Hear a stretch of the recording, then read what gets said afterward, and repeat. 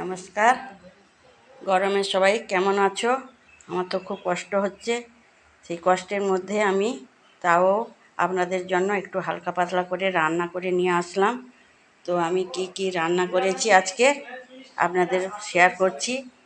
নিয়েছি পেঁয়াজ, শসা, আর নিয়েছি আলু ভাজা, বেগুন ভাজা, পটল ভাজা, আর নিয়েছি হালকা পাতলা করে ডিমের ঝোল, সঙ্গে আছে টক দই, দুটো রসগোল্লা, আর আছে আমের চাটনি, সঙ্গে রয়েছে এক গ্লাস জল।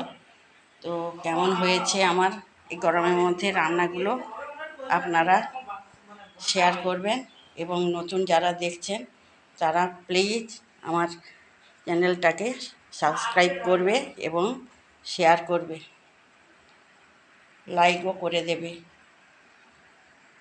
গরমের মধ্যে অনেক কষ্ট করে আমি রান্নাগুলো করেছি, প্লিজ দেখবেন।